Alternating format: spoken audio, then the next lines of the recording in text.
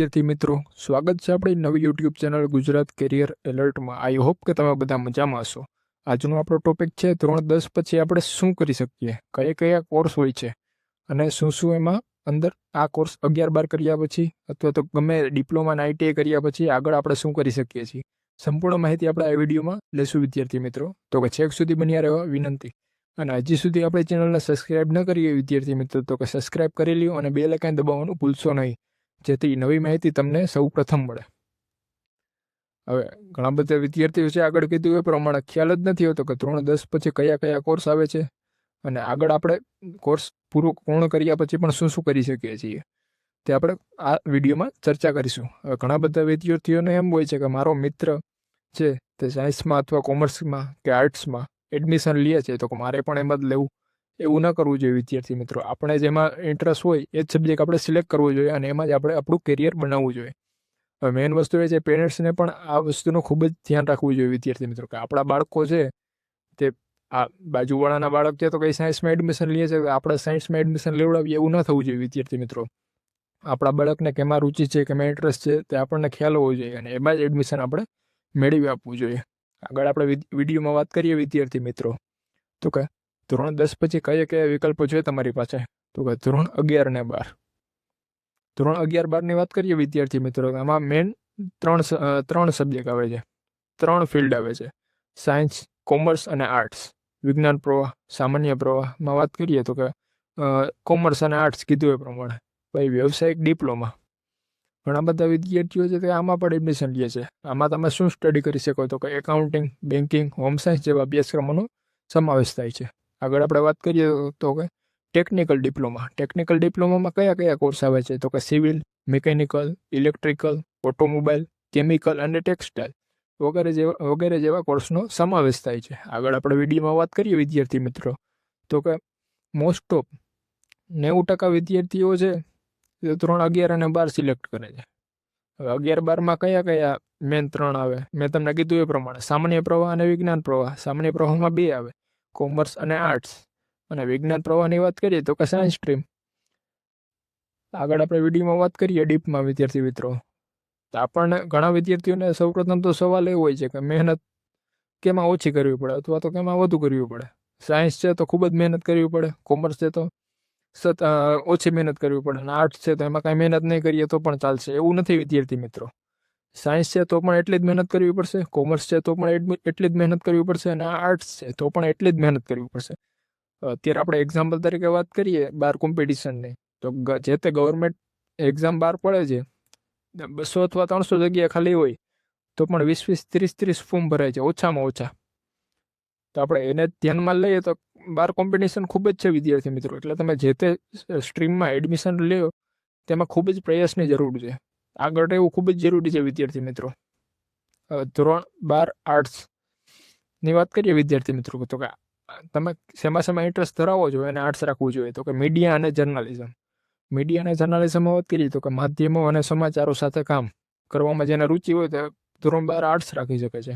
Literature અને સાહિત્ય, જેને સાહિત્ય વિશે, સંગીત, સાહિત્ય, રચનાઓ એમાં જેને રુચિ હોય તે આર્ટ્સ રાખી શકે. સોશિયોલોજી અને માનવશાસ્ત્ર, સમાજ અને માનવીય વર્તનનો અભ્યાસ આમાં સમાવેશ થાય છે. રાજનીતિ અને ઇતિહાસ, જેને રાજનીતિમાં, પોલિટિક્સમાં ઇન્ટરેસ્ટ છે તે પણ આ સબ્જેક્ટ રાખી શકે છે. હવે જે વિદ્યાર્થી મિત્રો છે તે વકીલ, પોલિટિશિયન, પ્રોફેસર અને ટીચર બનવા માગે છે તેના માટે આ ખૂબ જ જરૂરી કોર્સ છે આર્ટ્સ. આગળ આપણે વાત કરીએ તો કે 12 કોમર્સ. ધોરણ 11-12 લેનાર વિદ્યાર્થીઓની સંખ્યા 90% છે વિદ્યાર્થી મિત્રો. અને એમાંય ધોરણ 11-12માં આ કોમર્સ સ્ટ્રીમમાં જે વિદ્યાર્થીઓ એડમિશન લે છે તેની સંખ્યા 70-80% છે વિદ્યાર્થી મિત્રો. બમણી કીધું એ પ્રમાણે કોમર્સ, આર્ટ્સ અને સાયન્સ કરતાં બમણી છે કોમર્સની સંખ્યા. હવે ધોરણ કોમર્સ પછી તમે શું કરી શકો છો? 12 કોમર્સ પછી વાત કરીએ તો કે બીકોમ કરી શકો, બેચલર ઓફ કોમર્સ, બીબીએ કરી શકો, બેચલર ઓફ બિઝનેસ એડમિનિસ્ટ્રેશન.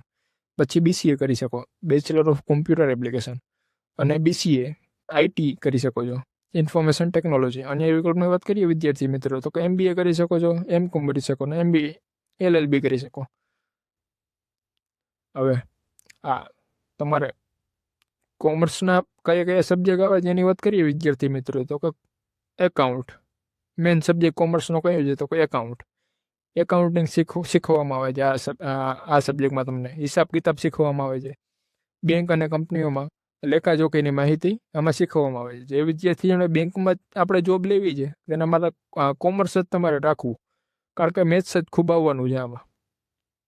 હવે બિઝનેસ સ્ટડી, બિઝનેસ કેવી રીતે કરવામાં આવે છે અને તેની માહિતી, યોગ્ય રીતે બિઝનેસ કેવી રીતે ચલાવવો, સારા બિઝનેસમેન કેવી રીતે બનવું, એ આ સબ્જેક્ટમાં તમને શીખવવામાં આવશે બિઝનેસ સ્ટડીમાં.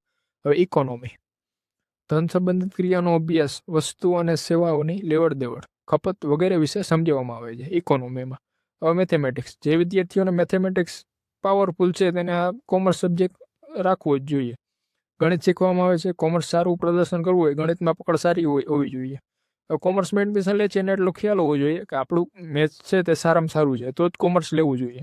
કારણ કે એમાં એકાઉન્ટિંગ, બિઝનેસ ને એ બધું, ઇકોનોમી ને બધામાં તમારે મેથ્સ તો આવવાનું જ છે.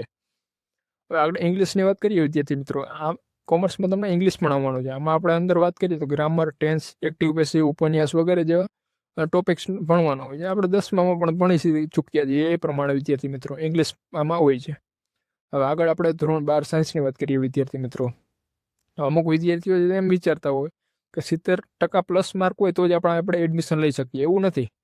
50% માર્ક્સ હોય અથવા તેથી ઓછા હોય તે વિદ્યાર્થી પણ સાયન્સમાં એડમિશન તો લઈ શકે છે. હવે જે તે સમયે સિચ્યુએશન એવી હોય કે ધોરણ 10માં તમારે મહેનત નથી થઈ, 50%થી ઓછા માર્ક આવે, તે વિદ્યાર્થી પણ આમાં એડમિશન તો લઈ શકે છે. તેને સાયન્સમાં રુચિ હોય, ધોરણ એ ગ્રુપ અથવા બી ગ્રુપમાં રુચિ હોય તો એમાં એડમિશન લઈ શકે છે વિદ્યાર્થી મિત્રો. આગળ આપણે વાત કરીએ ધોરણ સાયન્સ પ્રવાહના વિષયો. આમાં મેન તમારે 5 સબ્જેક્ટ હશે વિદ્યાર્થી મિત્રો: physics, chemistry, biology, maths, computer science અને ઇંગ્લિશ. આમાં 6 દર્શાવતો પણ હું 5ની વાત કરું છું એ કઈ પ્રમાણે, તો કે ગ્રુપ એ અને બી. જે સ્ટુડન્ટ છે ગ્રુપ એ રાખશે એને આ બાયોલોજી સબ્જેક્ટ છે એ નીકળી જશે. એ ગ્રુપવાળાને એને મેથ્સ આવશે. રેડી? પછી જે સ્ટુડન્ટ છે એ બી ગ્રુપ રાખશે એને મેથેમેટિક્સ નીકળી જશે અને એને બાયોલોજી આવશે. એ પ્રમાણે આપણે સબ્જેક્ટ રહેવાના છે. આગળ આપણે વાત કરીએ તો કે ફિઝિક્સમાં શું છે તો ગતિ, ઉર્જા, ઘર્ષણ જેવા ટોપિક સાયન્સના બાકીના વિષય કરતાં વધુ મુશ્કેલ માનવામાં આવે છે. ફિઝિક્સ છે એને મુશ્કેલ સબ્જેક્ટ માનવામાં આવે છે. હવે કેમેસ્ટ્રી છે તો કે એમાં રસાયણ વિશે તમને જાણવા મળે છે. પાણી, કેમિકલ, તરલ પદાર્થ, ઠોસ પદાર્થ, દ્રવ્ય સાથે જોડેલી માહિતી તમને આમાં શીખવવામાં આવે છે. બાયોલોજી સબ્જેક્ટ જે એ ઘણાને ફેવરિટ હોય છે મારી જેમ. જીવજંતુ, માનવ શરીર, પશુ શરીર, ઝાડ, છોડ વિશે માહિતી, જીવ વિજ્ઞાનમાં રુચિ હોય છે તો આ સબ્જેક્ટ તમારા માટે છે. મેથેમેટિક્સ શું છે તો ગણિત શીખવાડવામાં આવે છે. આમાં ધોરણ 10 સુધીનું ગણિત છે તો તમને ખૂબ જ જરૂરી છે કે આમાં ધોરણ 10 સુધીનું ગણિત તો તમને ખૂબ જ આવડવું જોઈએ, તો જ એ ગ્રુપ તમારે લેવું જોઈએ. હવે કોમ્પ્યુટર સાયન્સ, આમાં કોમ્પ્યુટર વિશે તમને માહિતી આપવામાં આવે છે. કોમ્પ્યુટર પ્રોગ્રામિંગ ભાષા, સોફ્ટવેર, ઇન્ટરનેટ વિશે શીખવાડવામાં આવે છે. આમાં પણ ઇંગ્લિશ સબ્જેક્ટ તો તમારે આવવાનો જ છે. તેમાં ગ્રામર, ટેન્સ, એક્ટિવ પેસિવ, ઉપન્યાસ વગેરે ભણવાના હોય છે વિદ્યાર્થી મિત્રો. હવે આગળ આપણે વાત કરીએ તો કે 11-12 જે વિદ્યાર્થીઓને નથી કરવું, જેને નથી ઇન્ટરેસ્ટ 11-12 કરવામાં, તે ડિપ્લોમા લઈ શકે છે અને આઈટીઆઈ લઈ શકે છે. આપણે આઈટીઆઈની વાત કરીએ વિદ્યાર્થી મિત્રો તો કે ઔદ્યોગિક તાલીમ સંસ્થા છે. આનો કેટલા સમયગાળો હોય છે સ્ટડિંગ કરવાનો તો કે 2 વર્ષનો સમયગાળો હોય છે. એ 11-12 જેવું જ થયું વિદ્યાર્થી મિત્રો. આમાં 2 વર્ષ હોય છે, 11-12ના 2 વર્ષ હોય છે. આમાં લાભ એ છે વિદ્યાર્થી મિત્રો કે કોર્સ પૂરો થયા પછી તમે સીધી જ નોકરીની તકો મળે છે વિદ્યાર્થી મિત્રો. હવે આમાં કયા કોર્સ ઇન્ક્લુડ થાય છે તો કે electrician, fitter, stenograph, program assistant, graphics અને મલ્ટીમીડિયા, પર્સનાલિટી ડેવલપમેન્ટ જેવા અનેક વોકેશનલ કોર્સ આમાં એડ થાય છે. આગળ આપણે ડિપ્લોમાની વાત કરીએ વિદ્યાર્થી મિત્રો તો કે પોલિટેકનિક. ઘણા વિદ્યાર્થીઓને મનમાં એમ હોય છે કે પોલિટેકનિક અલગ છે અને ડિપ્લોમા અલગ છે, તો કે એવું નથી વિદ્યાર્થી મિત્રો, બે એક જ છે.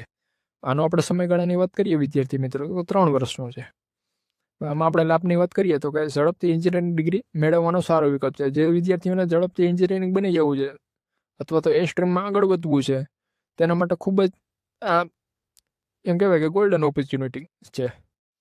હવે ધોરણ 11-12 પછી તમે બીટેકમાં એડમિશન લ્યો વિદ્યાર્થી મિત્રો, એના કરતાં એવું જ એના કરતાં સારું છે કે ડિપ્લોમા એડમિશન લઈ તો ડિપ્લોમા કોમ્પ્યુટર એન્જિનિયરિંગમાં એડમિશન લઈ અને તમે પછી સીધું જ 3જા સેમમાં T2D કહે છે વિદ્યાર્થી મિત્રો, અને સીધું ત્રીજા સેમમાં બીટેકમાં એડમિશન લઈ શકો છો.